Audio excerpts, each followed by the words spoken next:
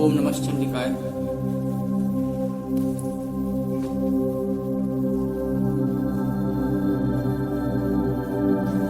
मैं 3 नेत्रों वाली दुर्गा देवी का ध्यान करता हूँ। उनके श्री अंगों की प्रभा बिजली के समान है। वे सिंह के कंधे पर बैठी हुई भयंकर प्रतीत होती हैं। हाथों में तलवार और ढाल लिए अनेक कन्याएं उनकी सेवा में खड़ी हैं।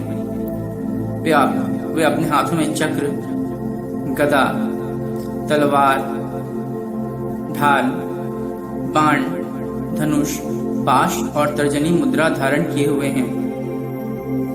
उनका स्वरूप अग्निमय है तथा वे माथे पर चंद्रमा का मुकुट धारण करती हैं। देवी बोली, देवताओं, जो एकाग्रचित होकर प्रतिदिन इन स्तुतियों से मेरा स्तवन करेगा, उसकी सारी बाधा मैं निश्चय ही दूर कर दूंगी।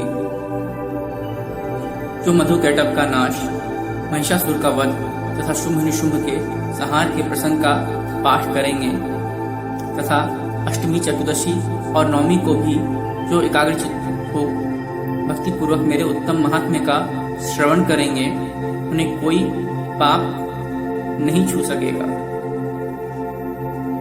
उन पर पाप जनित आपत्तियां भी नहीं आएंगी।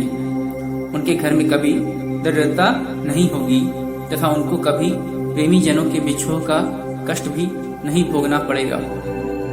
इतना ही नहीं, उन्हें शत्रु से, लुटेरों से, राजा से, शस्त्र से, अग्नि से तथा जल की राशि से भी कभी भय नहीं होगा।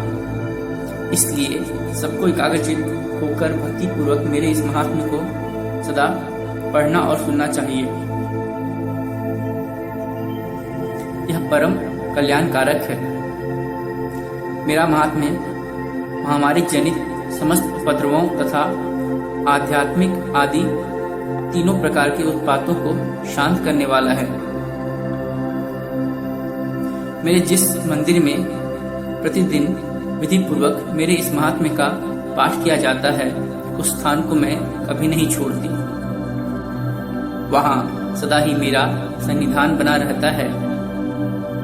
बलिदान, पूजा, होम तथा महोत्सव के अवसरों पर मेरे इस चरित्र का पूरा पाठ और श्रवण करना चाहिए। ऐसा करने पर मनुष्य विधि को जानकर या बिना जाने भी मेरे लिए जो बलि, पूजा या होम आदि करेगा, उसे मैं बड़ी प्रसन्नता के साथ ग्रहण करूंगी।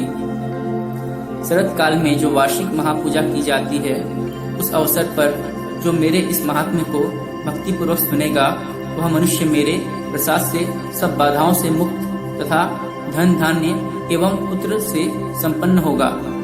इसमें तनिक भी संदेह नहीं है।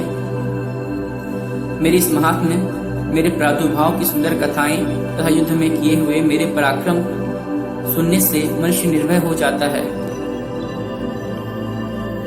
मेरे महात्म्य का श्रवण करने वाले पुरुषों के शत्रु नष्ट हो जाते हैं। उन्हें कल्याण की प्राप्ति होती तथा उनका कुल आनंदित रहता है। सर्वत्र शांति कर्म में बुरे स्वप्न दिखाई देने पर तथा ग्रह जनित भयंकर पीड़ा उपस्थित होने पर मेरा महात्म्य श्रवण करना चाहिए। इससे सब विघ्न तथा भयंकर ग्रह पीड़ाएं शांत हो जाती हैं और मनुष्यों द्वारा देखा हुआ दुष्स्वप्न शुभ स्वप्न में परिवर्तित हो जाता है। बाल ग्रहों से आक्रांत हुए बालकों के लिए यह महात्म्य शांति कारक है तथा मनुष्यों के संगठन में फूट होने पर यह अच्छी प्रकार मित्रता कराने वाला होता है। यह महात्म्य समस्त दुराचारियों के बल का नाश करने वाला है। इसके पाठ मात्र से राक्षसों, भूतों और पिशाचों का नाश हो जाता है। मेरा यह महात्म्य मेरे सामीप्य की प्राप्ति कराने वाला है। पशु, पुष्प, अर्घ्य, धूप, दीप, गंध आदि उत्तम सामग्रियों द्वारा पूजन करने से, ब्राह्मणों को भोजन कराने से, होम करने से, प्रतिदिन अभिषेक करने से, नाना प्रकार के अन्य भोगों का अर्पण करने से तथा दान देने आदि से एक वर्ष तक जो मेरी आराधना की जाती है और उससे मुझे जितनी प्रसन्नता होती है उतनी प्रसन्नता मेरे इस उत्तम चरित्र का एक बार श्रवण करने मात्र से हो जाती है। यह महात्म्य श्रवण करने पर पापों को हर लेता है और आरोग्य प्रदान करता है।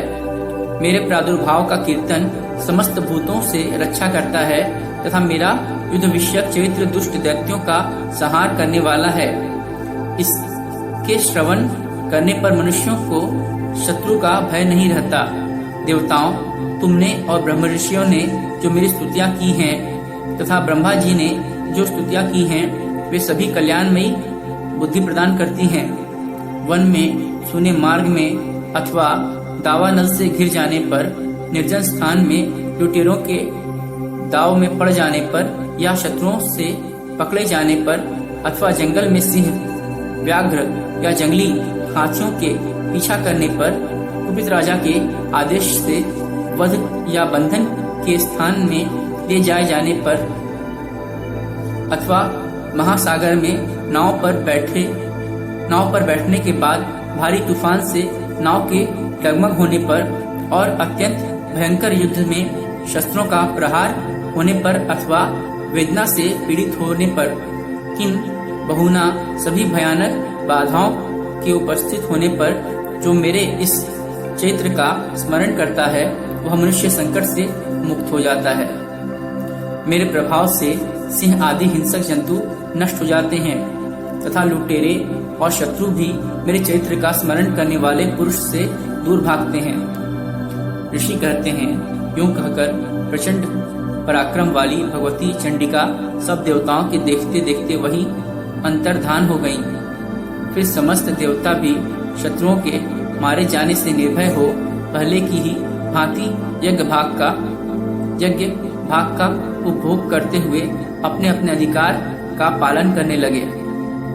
संसार का विध्वंस करने वाले महाभयंकर अतुल पराक्रमी देव शत्रु शुंभ तथा महाबली निशुंभ के युद्ध में देवी द्वारा मारे जाने पर शेष दैत्य पाताल लोक में चले आए।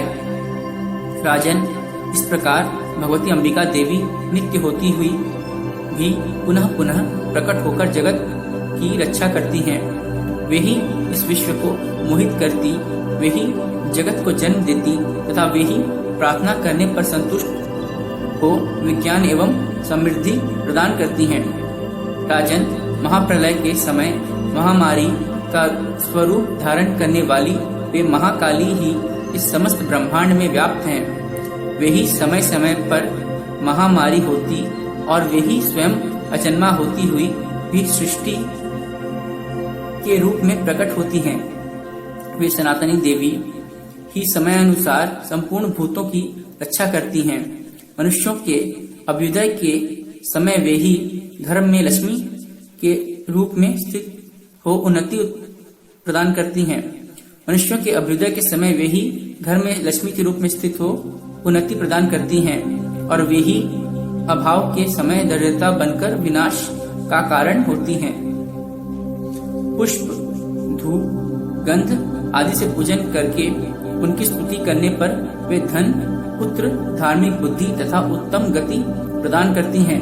ओम नमः चंडिकाय। ओम नमः चंडिकाय।